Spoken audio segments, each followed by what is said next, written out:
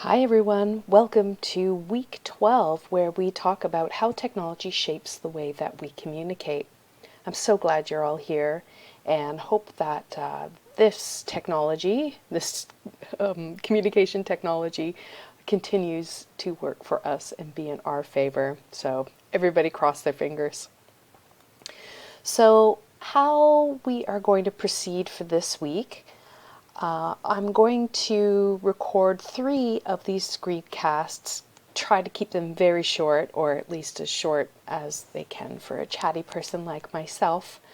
And I just wanted to walk you through some of the things that I've been thinking about and hopefully you find helpful as we think about the impacts of communication technologies within our societies. So today I'll start off with a video talking about just some reflections generally on the nature of communication technology and the human condition. Then the second and third screencasts will be looking at the specific insights. So we're going to look at how technology shapes how it is that we communicate, and I'll talk to you a little bit about a Canadian homegrown intellectual superstar from the 1960s. His name is Marshall McLuhan, and he has very much shaped the way in which media studies and communication studies has been looked at throughout the world. So I will introduce you to Marshall McLuhan. And in the second insight, this will be much shorter. I don't have much to add here because we are going to be watching a documentary together on propaganda and just sort of taking our thinking about communication technologies to the next level. So that is what we have planned for this week. So this screencast is just the introduction. So let's get ourselves started. So I wanted to open our discussion about communication technologies with a bit of a reflection. Because when you think of it, communication technologies, the things that we use to share our ideas and our dreams and our aspirations, as well as the things that bring us disgust and confuse us, are all mediated by a select group of technology, the things that change how it is that we communicate and the tools that allow us to do that. But of course, humans are incredibly complex, and human social life and also the human intellectual life is mediated by these tools of communication and that we use. And what we're looking at here is probably one of my favorite paintings. I only recently came across it over the summer, and I find that it speaks really well to the topic of communication technologies, because understanding communication and how it is that we share our ideas is really much like this painting, where without the context surrounding these people, you can see that it's just empty space. We can't tell what it is that they're doing exactly, right? Are they celebrating and embracing because they're happy? Or is this a moment of sadness and tragic loss and maybe even national mourning? Now, knowing a bit about the context of this piece, I know that it was painted in response to the end of the Spanish Civil War. And of course, wars carry with them a great deal of sadness and tragedy and distress. So even knowing that, without having any background or context, it's really still a challenge to tell what it is that these people are doing in this piece. And our communication technologies help us do these things. It adds context and it adds layer of meaning so that we can better understand humans and the human condition. So moving onward, I wanted to open up with just sort of getting some basic definitions. So this is a screen capture that I took of just a Google dictionary. Well, actually, it's the Oxford Dictionary, but a Google search for the word communication, and we come up with two really helpful ways of defining what communication is. So on the one hand, we have that it is just the imparting or exchanging of information. So it could be likened to transmission, imparting, conveying, reporting, or presenting. So it's really the sharing of information between groups of people. The second meaning of communication kind of denotes more of the tools. So it says here that it's the meanings or the means of sending or receiving information. So it's the telephone lines or the computers, so it's the actual things. And when you take these two definitions together, we have, I think, the basis of a really nuanced understanding of why, eventually, when we talk about propaganda, why that is important to capture both senses of this meaning. So let's delve into a little bit more detail. So when we're talking about how we're imparting or exchanging information and views, this is an incredibly broad definition. And I don't think it's a problematic one by any means, because what it does is allow us to capture all of the ways in which humans use the material world and their bodies to denote meaning, to share and exchange that meaning. So here's a few different ways of exchanging information that I thought was interesting, because of course humans being as complex as they are, we can use our material world and our physical world in really profound and meaningful ways. So I've gathered up a collection here that I will just quickly talk about as we go around clockwise. So we have here a classical Indian dancer, and she is very expressive. Her makeup is highly visible. You could see that even makeup is applied to her hands as she is gesturing. And of course, dance is a form of nonverbal communication. She is able to express really complex and abstract thoughts and meanings from the human world, and even from the non-human world, of what we imagine animals and plants and other things to be like. So dancers are able to use their bodies and facial features in ways to communicate ideas about the world. So I thought that provided a really beautiful example of the ways in which gestures and body movement allows us to exchange information. This here is a mathematical diagram that is annotated in Arabic, as you can see. And here the sense of making marks is what is significant about how information is exchanged. Because when you consider the fact that math is mostly abstract, like we can count things, but there comes a point in which it is impossible to physically count units. So we use symbols and making marks as a way to represent the things that are just too much or too little, so that we can express them in ways that we can understand. So these marks are not arbitrary. They actually contain a great deal of meaning. So that's another example of how we exchange and impart views. And I know that you're wondering about this one.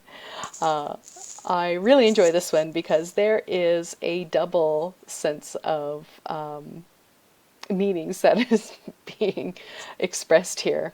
So in much of the Western world, this little symbol is not a very nice thing to say. This is the symbol for piss off, right? You're telling somebody to just piss off. You're annoying me, you're stupid, I don't like you. And as you can see in the background, there is a work of art hanging, and this is actually by the American painter, a modernist painter. His name is Mark Rothko, and he specialized in what's called color field paintings, where these enormous canvases are painted with these sort of bleeding color schemes. Sometimes they're not entirely pleasant when blended together. But here we are using more, well, I wouldn't say more, a different kind of mark making to make art and impart some meaning and exchange some ideas about how we feel. This is a more deliberate gesture about how we feel about this sort of art. Moving onward, ideas can be exchanged and imparted, and these ideas can even be highly abstract ones. This is an illustration of a mythical creature, so I must impress that this is not something that exists or ever existed in history. This is an illustration of a chimera, and chimeras were really popular things to depict in the 18th and 19th century. They find them in all sorts of either hand-painted books or, like this one, in print. And the meanings of them are varied and quite exotic, but the point that I'm wanting you to get at here is that a chimera is a figment of the human imagination. But yet, we can use mark making as a way of bringing this imaginary creature to have some existence. So I thought that was neat to point out. The final point on this slide that I want us to think about is how weaving and using material world can be a way of imparting and exchanging information. It can be exchanging information about the people who made the piece or about who gets to wear these pieces. So this is an example of some Central African hand-woven work. And these are just samples of the kinds of patterns that are used to share information about the wearers. So they might be wealthy, they might be intelligent, they might be healers. But all of this kind of information can be held in just these really lovely patterns. So that's another way of thinking about how we impart information that isn't necessarily typewritten or painted or in video. So the next part of the definition that I want to take a closer look at here is part 2. So the idea that the means of sending information is also contained in the word communication. And this here is much more straightforward and less abstract.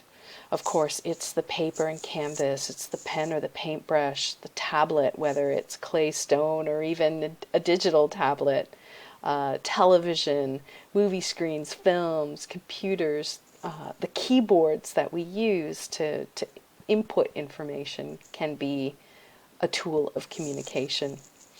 So I know it's a little hard to see, but this gives us a really interesting, easy infographic to kind of see the way in which the history of communication is conceived. So things that are visual, the wired era, the wireless era, and then of course on into the future.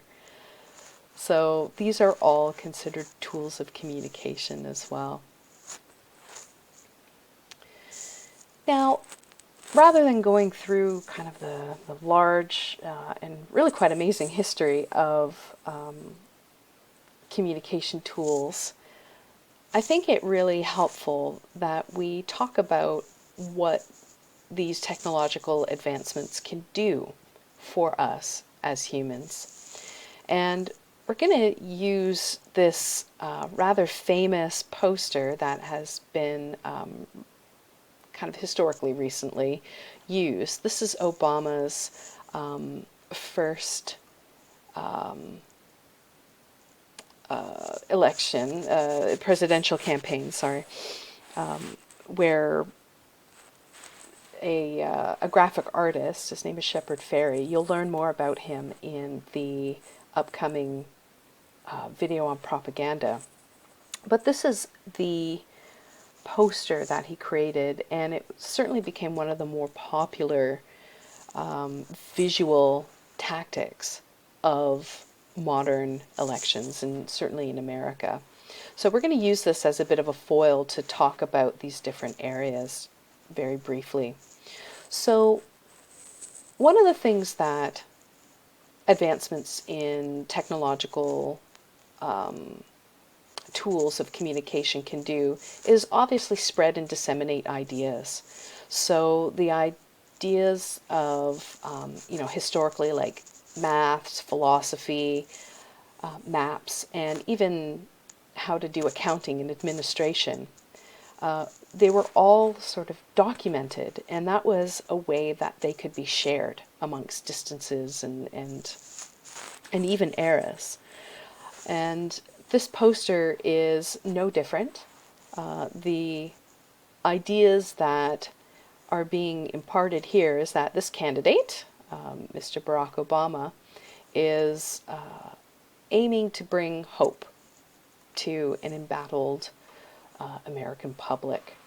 So you can find this poster on all sorts of things, everything from coffee mugs to desktop screensavers to actual posters. It's on pencil cases. It was kind of everywhere for a brief while.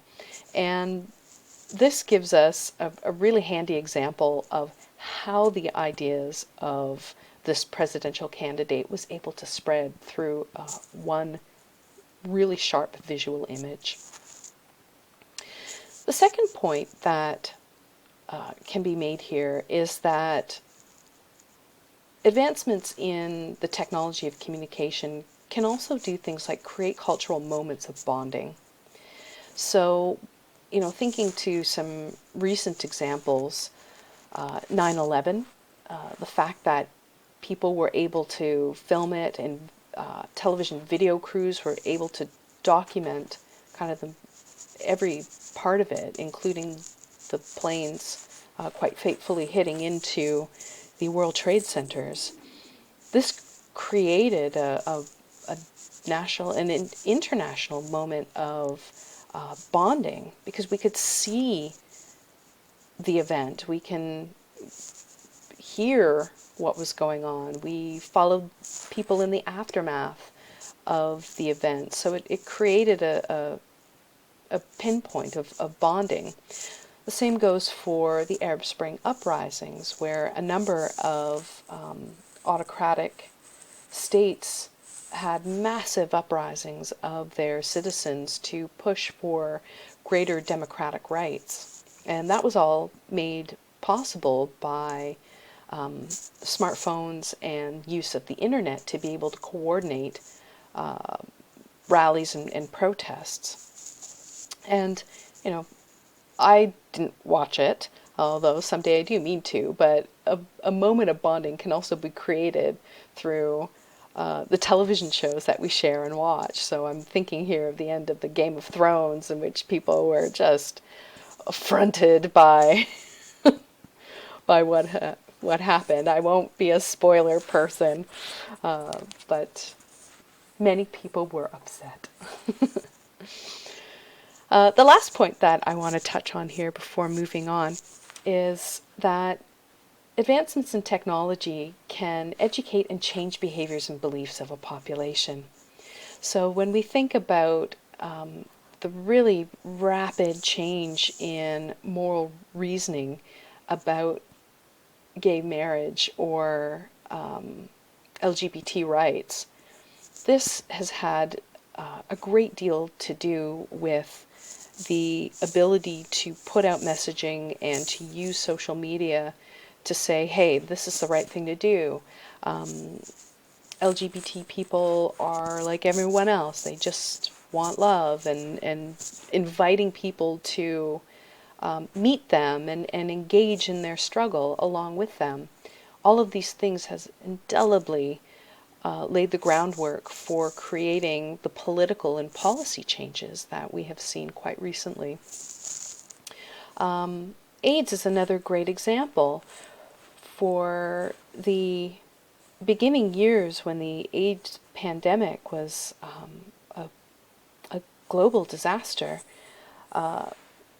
many organizations was able to use news media and social media to be able to spread education about how you were, how AIDS was transmitted, how you can find treatment, and a way of destigmatizing the illness so that it wasn't a socially isolating problem. So all of these things become, they're used when there are great advancements in technology. So I just wanted to very quickly bring to the fore two communication inventions that I think have irrevocably changed the world, and they're worth reflecting on. So the first, of course, is paper making. Without being able to have a place for mark making, we would not have been able to collect any of the ideas or the stories or impart the wisdom from one person to another. Now, all of these pictures here I took on my visit to Cordoba in Spain, which had been a very Arabic influenced area of Europe during the 9th, 10th, and 11th centuries. And they are given credit for bringing papermaking to and towards Europe. So this little museum had a whole bunch of archaeological finds that they were able to preserve. So different accoutrements of paper making, the grist mills to be able to do that, and I think a wonderful sentiment about the brush or the pen and paper, that it has the ability to share light and wisdom in ways that had not been seen, because the vast majority of the world would use oral traditions to share knowledge and wisdom. But now with paper making, you could essentially scroll it up in a big roll and carry it along with you and share it with others. So without going too deeply into the history of paper making, it originates in China in about 105, and as you can see, it proliferates along the Silk Road routes. So you can see how it flows through the Middle East, into the tip of North Africa, in through Spain, and then France and Germany, and then off to North America with the travelers. So the idea that one place can create an invention that just spreads as a global enterprise is really interesting. It's globalization. And what had occurred to change the world was, quite easily one of the most profound things that has ever happened to humankind, the ability to share ideas and transfer knowledge and wisdom across long distances. And of course, there's always a downside and kind of maybe even some fun implications of paper making. The spread of different world religions and beliefs has been a source of conversation for millions of people throughout history. But without the ability to write them down and share them, their wisdom would sort of be quite regional. So we have paper to thank for that. We have paper to thank for bringing people together. This is a little calling card from the Victorian era where flirting could go on by exchanging these little cards with people whom you'd like to get to know better. And for what it's worth, I've included the article that explains how these work and gives you more ideas about the role that these played in Victorian society in our learning module. So there's that. Without the invention of paper, of course, there would be no destroying of ideas. So this is a picture of some books being burned. This is a list of banned books in a number of US states. Why James and the Giant Peach is in there, I don't know. Paper brings us, I love this, paper brings us the dissemination of news and ideas. So this has been probably the most important aspect of how we gather political and social information about our world, is through newspapers. And of course, ushering us into the digital and wireless age is the ability to use paper to create more paper and be able to print for ourselves all sorts of information from, I guess she's doing some office reports there to all sorts of other things that we use the Xerox machine to print. So that's a little reflection there. The second, and I'm almost done here, is the movable type printing. So of course paper is a significant aspect of this, but the ability to imprint words on a page and mass produce printed words is a remarkable achievement of human technological innovation. So in our learning module, I've included articles that give you some more background on the history of movable print typing. So here is an example of the Chinese movable print typing. Of course, they were the first to come up with this invention. And there's an article as well on the Gutenberg press. So this is just a little diagram that shows the technological transition from kind of these finicky little you'd have to arrange the characters by hand and then press them on the page, which is time consuming and inefficient, to the next step, which profoundly changed the way that the world and for certain Europe was able to share and exchange information. So yeah, there's a little note reminding you that there are some short articles that you can use when you want to learn more about movable print typing. Now, this is a really fun example of how damaging and still enlightening. It's kind of ambiguous as to whether paper and movable print press typing has emboldened the world, because we have on the one hand the ability to print these fantastically complicated woodblock cuts and hand-drawn illustrations.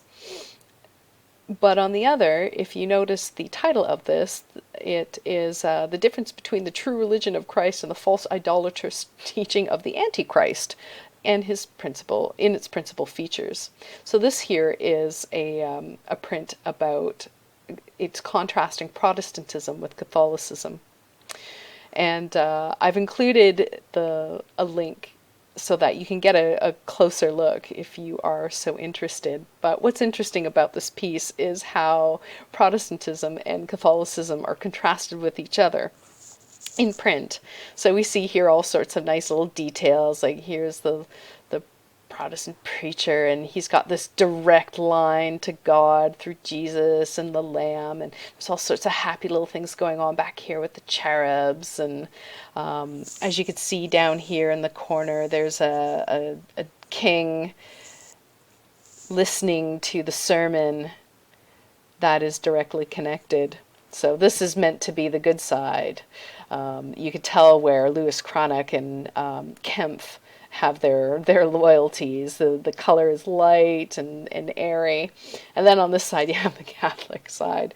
So I know it's hard to see, but there's a little monster breathing into this priest's ear as he's kind of bloated. He could barely fit in this pulpit, and he's presiding over some really nasty behavior. You see this guy stealing a chicken, and they're changing money, which is not very nice in the eyes of Catholicism.